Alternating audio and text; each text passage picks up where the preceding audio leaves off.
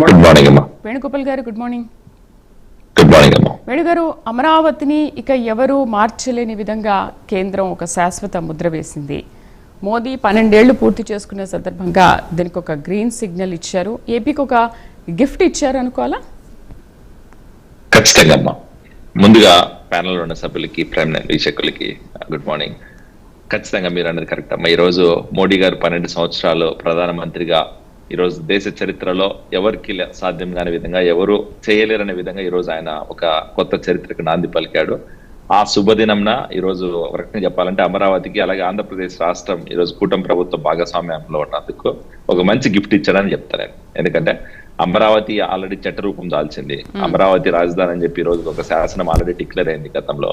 ఈ రోజు దానికి ప్రోత్సాహకం ఇచ్చే విధంగా, దానికి ఇంకొంచెం బలం చేకూర్చే విధంగా ఈ రోజు ఏదైతే సెంట్రల్ గవర్నమెంట్ ప్రాజెక్ట్స్ 2 అనౌన్స్ చేశారో, 2500 కోట్ల పెట్టుబడితోటి 2500 కోట్లు ఈ రోజు రాష్ట్రానికి, అమరావతికి అనౌన్స్ చేశారో, అవి నిజంగా ఒక కీలక పరిణామం అని చెప్తారు. ఎందుకంటున్నా అంటే ఈరోజు అమరావతి చట్టబద్ధత దాల్చిన ఒక వ్యక్తి అయితే, రెండవది ఏంటంటే అక్కడ ఈ రోజు ఎంప్లాయ్మెంట్ అవ్వచ్చు, లేకపోతే అక్కడ శాశ్వత రాజధానికి ఉండాల్సిన అన్ని కూడా ఈ రోజు కల్పించాల్సిన అవసరం ఉంది. దానిలో భాగంగా ఈ రోజు central government related secretariat construction కోసం 1300 కోట్లు అవ్వచ్చు, అలాగే సెంట్రల్ గవర్నమెంట్ ఎంప్లాయీస్ క్వార్టర్స్ కోసము అనౌన్స్ చేసిన 1235 కోట్ల రూపాయలు అవ్వచ్చు. సో టోటల్ గా 2500 కోట్ల రూపాయలు ఈరోజు శాంక్షన్ చేసి అమరావతి రైతులకి, అలాగే ఆంధ్రప్రదేశ్ రాష్ట్ర ప్రజలకి ఒక పెద్ద గిఫ్ట్ ఇచ్చాడని చెప్పి చెప్పుకుంటారు.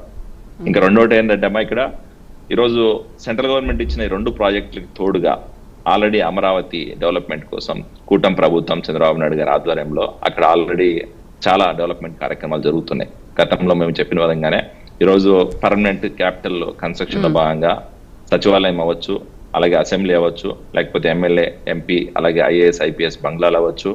దానిలో భాగంగా ఈరోజు వైఎస్ఆర్సీపీ కొన్ని రాద్ధాంతం చేస్తుంది. అమరావతి మీద ఇప్పుడు కాదు, గతంలో నుంచి కూడా వాళ్ళకి విషం చిమ్ముతున్న పరిస్థితిని మనం చూస్తున్నాం.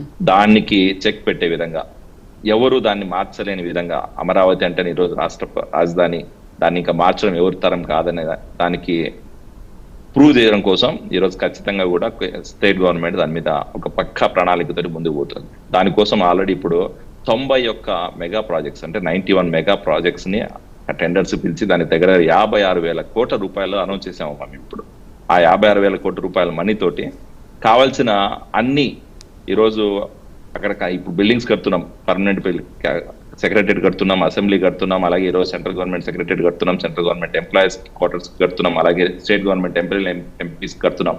వీళ్ళందరికీ కట్టడంతో పాటు మనకు అన్నిటికంటే ఇంపార్టెంట్ ఏంటంటే ఇన్ఫ్రాస్ట్రక్చర్. ఆ ఇన్ఫ్రాస్ట్రక్చర్ రిలేటెడ్ ఏదైతే ఉన్నాయో, రోడ్స్ అవ్వచ్చు, డ్రైనేజ్ అవ్వచ్చు, లేకపోతే పబ్లిక్ ట్రాన్స్పోర్టేషన్ కావాల్సిన అన్ని సదుపాయాలు అవ్వచ్చు, లేకపోతే అక్కడికి వచ్చే విద్యా అవకాశాలతో పాటు ఉద్యోగ అవకాశాలు కూడా చాలా ఇంపార్టెంట్. ఎందుకంటే ఒక ప్రాంతం డెవలప్ అవ్వాలంటే అక్కడ ఈ రోజు ఇన్వెస్ట్మెంట్స్ ఎంత ఇంపార్టెంటో, అక్కడ జనాలు వచ్చి ఉండడానికి కావాల్సిన అన్ని సదుపాయాలు కల్పించడం కూడా చాలా ఇంపార్టెంట్. దానిలో భాగంగానే ఈ రోజు 56,000 కోట్ల రూపాయలు స్టేట్ గవర్నమెంట్ అనౌన్స్ చేసి ఇన్ఫ్రాస్ట్రక్చర్ రిలేటెడ్ ప్రాజెక్ట్స్ అన్ని కూడా ఈరోజు పనిచేస్తున్నాం. సో ఈ రకంగా ఏంటంటే అటు శాశ్వత రాజధాని ముద్ర ఇచ్చుకున్నాం, ఈ రోజు అక్కడ కావాల్సిన వనరులన్నీ సమకూరుస్తున్నాం, అలాగే